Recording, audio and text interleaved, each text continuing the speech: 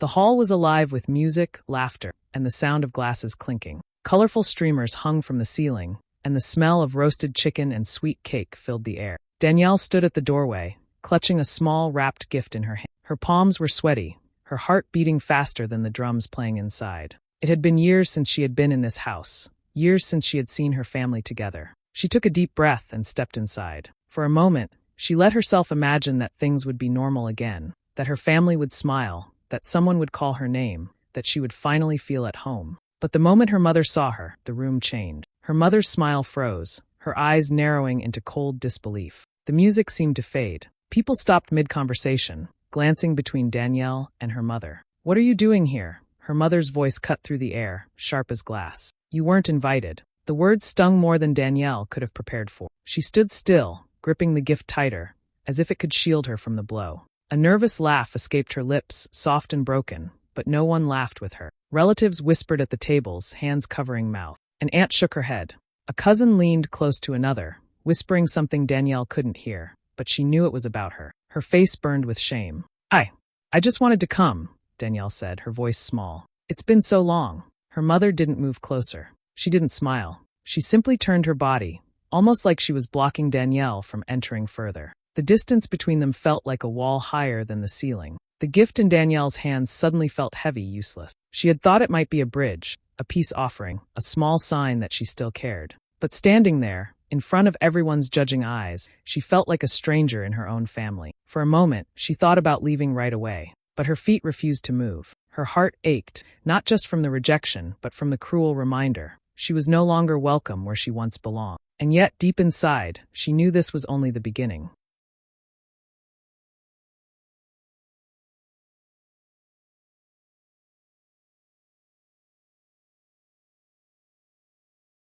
When Danielle was younger, life felt simple. Her father used to call her his bright star. He would clap the loudest at her school plays and bring her ice cream after every good grade. She felt safe then, wrapped in the warmth of being loved and seen. Even her mother, though stricter, used to smile with a kind of pride whenever Danielle walked into a room. Back then, she believed nothing could break their bond. But everything changed one night when she was 16. It was her sister Rachel's birthday, a night filled with balloons and music. Danielle remembered the laughter, the candles glowing on the cake, and the way Rachel had seemed so happy. Yet by the end of the evening, happiness was gone, replaced with anger and blame. Something happened, something that never truly belonged to Danielle, but somehow fell on her shoulders. Money had gone missing from Rachel's purse.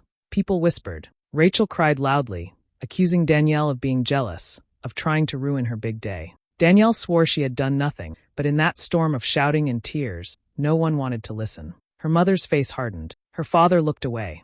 In a single night, Danielle went from golden child to scapegoat. The wound never healed. From then on, Rachel became the perfect daughter, the one who could do no wrong, while Danielle became the shadow, the disappointment, the one whispered about at family dinners. Her father, once her closest ally, grew distant. Her mother, sharp and unforgiving, never missed a chance to remind her of mistakes. And Rachel? She wore her new crown proudly, making sure Danielle felt smaller with every passing year. Danielle tried to fight for her place. She studied hard, hoping good grades would change their minds.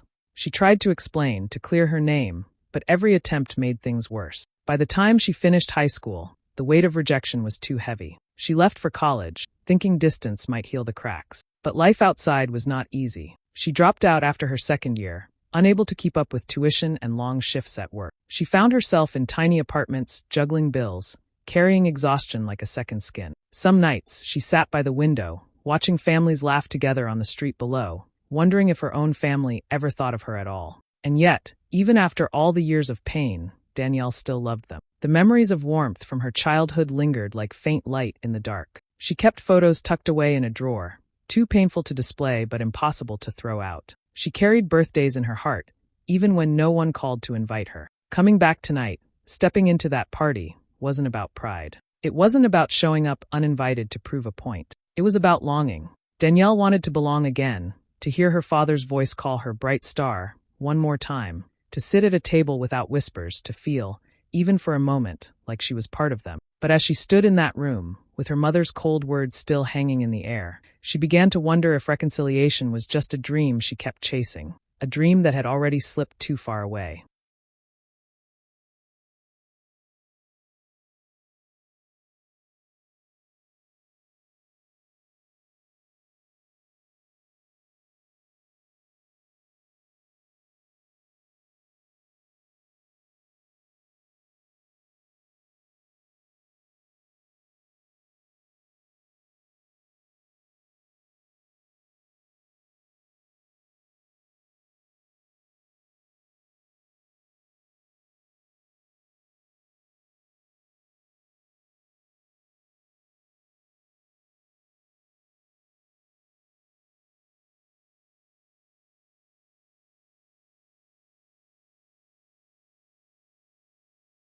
Danielle stood near the doorway, the weight of her mother's words pressing down on her chest. She wanted to disappear, but her legs refused to move. Around her, the room buzzed with whispers, though the laughter from before was gone. She could feel the eyes of cousins, uncles, and aunts following her every breath. Then, out of the corner of her eye, she saw Rachel. Perfect Rachel, with her polished smile and her flawless dress, walking gracefully toward their mother. She leaned close, her voice low, but Danielle caught pieces of it. "She's only here to cause trouble," Rachel whispered, her tone sharp as a knife. "You know how she is, always selfish, always trying to ruin things for everyone. Don't let her spoil tonight." Danielle's stomach turned. She recognized that tone. It was the same one Rachel used years ago, when the lies began. Back then, Rachel had stood in the middle of the living room, tears rolling down her cheeks, accusing Danielle of stealing, of being jealous. And everyone had believed her. Danielle had begged them to listen, but Rachel's tears were louder, her words sharper. Now, standing in this crowded party,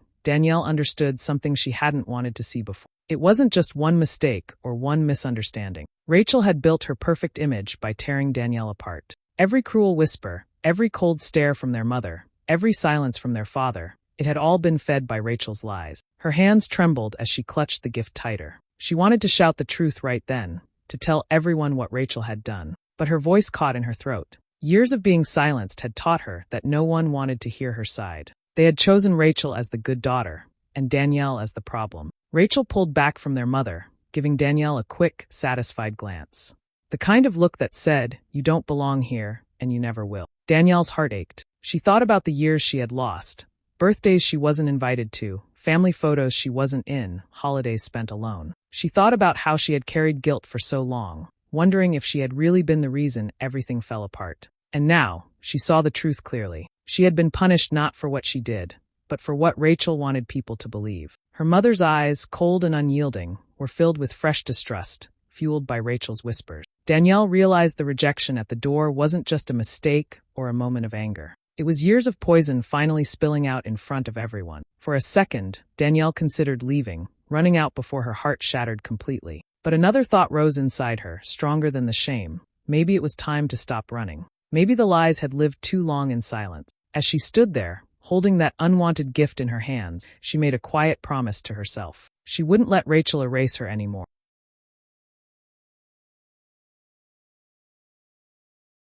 Danielle's chest rose and fell as her mother's words echoed in her head. "You weren't invited." The whispers burned, and Rachel's smug look only made the ache sharper. For a moment, Danielle thought she might just walk out, gift still in her hand, tears hidden in the night. But something inside her snapped. She had been silent for too long. "I'm not leaving," she said, her voice louder than she expected. The room stilled again, forks pausing in midair, music fading into the background. "I came here because I'm family too, whether you want to admit it or not." Her mother's face tightened. "Don't cause a scene, Danielle. This is not your place."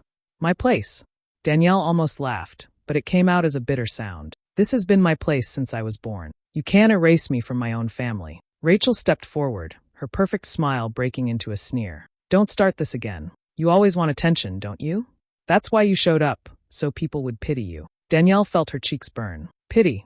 Rachel, you've been painting me as a villain since we were teenagers. You lied. You told them things that weren't true, and they believed you." Gasps fluttered across the room. Aunts leaned closer to hear. Some cousins looked away, unsure whose side to take. Rachel's eyes narrowed. "Don't twist the past. You ruined everything that night. You embarrassed me. You made me cry in front of everyone, and you've never taken responsibility. You've always been jealous of me." "Jealous?" Danielle's voice cracked, anger mixing with pain. "You accused me of stealing when you knew I didn't. And you stood there, watching as everyone turned their backs on me. You didn't just take my place as the favorite, you made sure I was thrown out completely." Her mother's hand trembled, but she said nothing. Her father sat silently at the far end of the table, staring at his plate, his jaw tight. Danielle caught the flicker of guilt in his eyes, but still, he said nothing. The silence broke when Uncle Henry spoke up. "Now wait a second. I always thought it was strange. Danielle was a good kid. That night never made sense." Rachel whipped her head toward him. "Don't get involved. You don't know what happened." But the door had cracked open, and Danielle pushed further. "It wasn't just that night, was it, Rachel? You've been lying for years. Covering yourself, making sure you always looked perfect, while I took the blame." Rachel's face reddened. "You're making things up." Danielle shook her head slowly. "Am I? Or should I remind everyone about the money that went missing from Mom's jewelry box? Or how Dad's business accounts had gaps that no one could explain?" Gasps filled the room again. Danielle's mother looked at Rachel sharply. What is she talking about? Rachel stammered, her words slipping. She's just twisting stories, like always. You know Danielle, she'll say anything to make herself look innocent. But Danielle didn't stop. You built your whole image on lies, Rachel. Every time something went wrong, you pushed the blame onto me. And you knew they'd believe you because you were the perfect daughter, the golden one. And me? I was the mistake, the scapegoat. Relatives murmured, some nodding, others whispering to each other. The air grew heavy with tension, old wounds mixing with new questions. Her father finally spoke, his voice low but firm. Enough. The room fell silent. He looked between his daughters, his face pale. I suspected some things, but I stayed quiet. I thought if I ignored it, the family would stay together. Danielle's stomach twisted. You knew, and you let them throw me away? His eyes filled with shame. He didn't answer. That was answer enough. Her mother looked lost, her certainty cracking. She turned to Rachel. Tell me the truth. Did you lie? Rachel's hands shook, but her pride kept her standing tall. I did what I had to do. You always compared us, always made me feel like second best. I wasn't going to let her take everything. She had Dad's love. She had everyone's attention. I deserved something too. The words hit the room like a slap. Relatives shifted uncomfortably, the perfect daughter, image collapsing before their eyes. Danielle's breath came fast, her heart pounding, but for the first time, she felt lighter. The lies were spilling out, and the truth was finally shining through. Her erasure hadn't been an accident. It had been Rachel's plan all along, carried out year after year with whispers, tears, and carefully placed lies. And everyone had played their part by believing them. Danielle looked around at the faces, some shocked, some guilty, some softening toward her. And she knew this fight was far from over. But she also knew one thing for certain. She wasn't leaving. Not until the truth was fully out.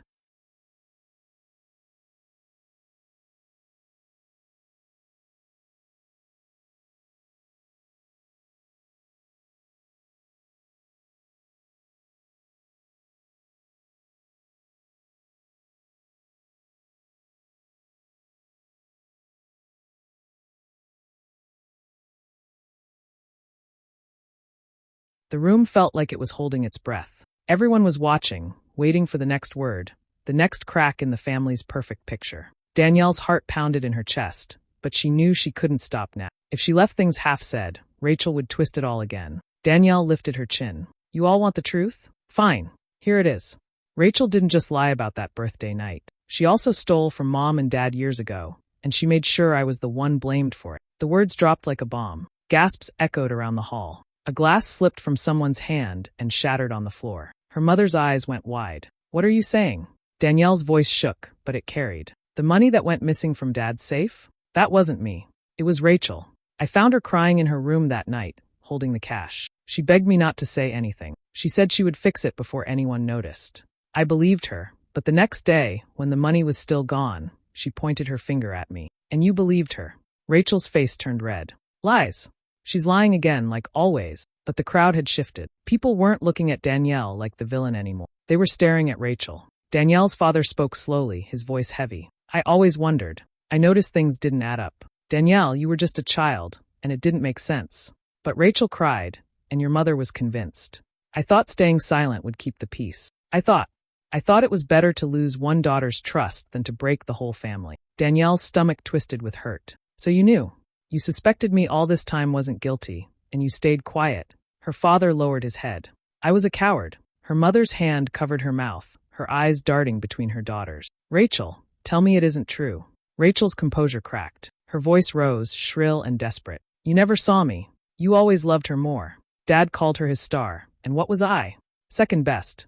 I took what I needed because I was tired of being ignored. And she pointed at Danielle, shaking with rage. She would have ruined everything if I didn't push her out. The words rang through the hall, undeniable. The mask Rachel had worn for years shattered in front of everyone. Relatives gasped. Aunts whispered prayers under their breath. Cousins shifted uncomfortably, unable to look her in the eye. Danielle felt her knees weaken, but she stayed standing. She had dreamed of this moment, of the truth finally spilling out, but it didn't bring joy. It brought a deep ache. So many years had been wasted. So many nights she had cried alone because of Rachel's lies. Her mother's face was pale, torn in two. She looked at Danielle, then at Rachel, as though she couldn't decide which daughter to reach for. How could you? She whispered. Rachel broke then, screaming through her tears. It's her fault. She ruined everything. If she hadn't come back tonight, no one would know. We could have stayed perfect. We could have been a family. Danielle shook her head. A family built on lies isn't a family at all. The room erupted. Voices overlapped, some relatives defending Danielle, others too shocked to speak. An uncle demanded answers. An aunt told Rachel to be ashamed. The truth had broken through, and there was no hiding it anymore. Danielle looked at her father, at his downcast eyes. "You let me carry this for years. Do you know what that did to me?" He had no words. Rachel's cries turned wild, her hands trembling, her voice cracking as she shouted at Danielle, at her parents, at the whole room. But the more she screamed, the clearer the truth became. The perfect daughter had built her throne on sand, and now it was crumbling. Danielle stood still, tears running down her face. For the first time in years, people were seeing her, not as the problem, not as the outcast, but as someone wronged, someone who had survived. The facade was gone. What remained was raw, painful, and real. The room was still buzzing with the noise of Rachel's breakdown, but Danielle knew it was time to end this. She wiped her tears, straightened her back, and spoke with a voice steadier than she felt. "I didn't come here to fight," she began, her eyes sweeping the room. "I didn't come here to drag the past out into the open. I came here because I wanted to be part of this family again. I wanted to believe that maybe, after all these years, there was still space for me at this table." The crowd grew quiet. Even Rachel's sobs softened into hiccups as everyone turned to listen. "I wanted love," Danielle said simply. "That's all I ever wanted. Not revenge, not pity, just love. But for years, I carried the blame for things I didn't do. I cried myself to sleep wondering why my own parents didn't believe me, why my sister hated me so much, why no one stood up for me. Do you know what that does to a person?" Her voice cracked, but she pushed on. "It breaks you.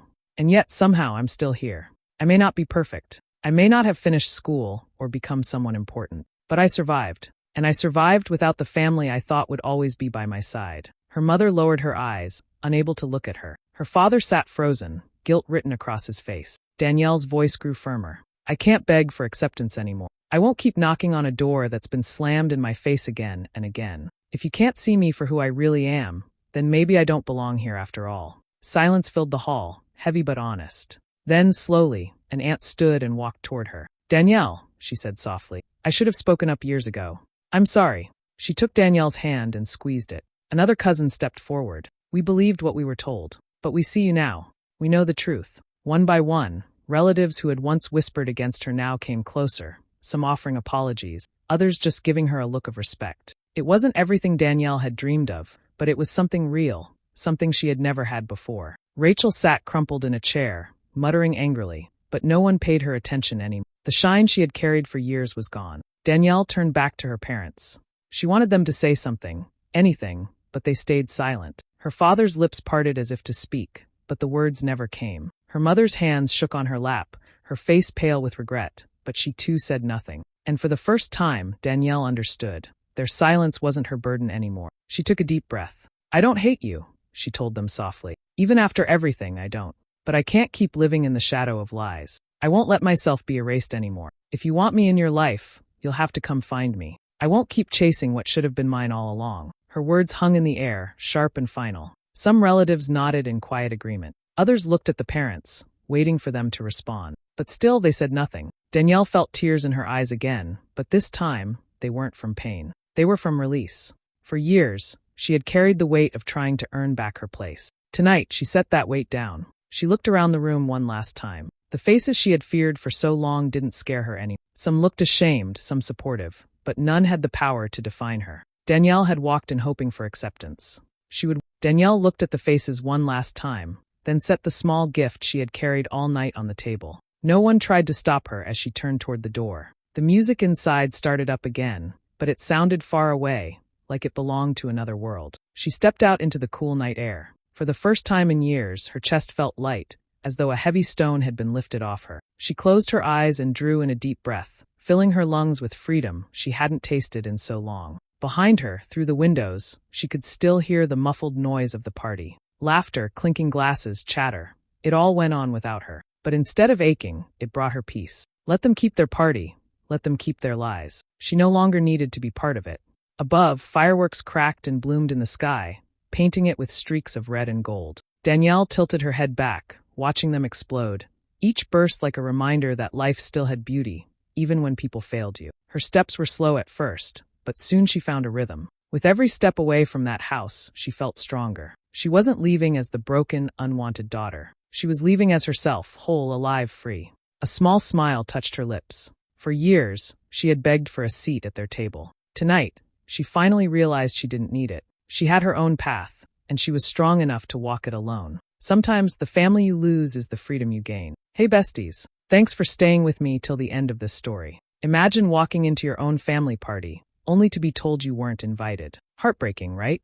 Danielle faced betrayal, lies, and rejection, but she found her strength and walked away whole. Sometimes losing family means finding freedom. If you enjoyed this story, don't forget to like, share, comment, and subscribe. See you in the next one.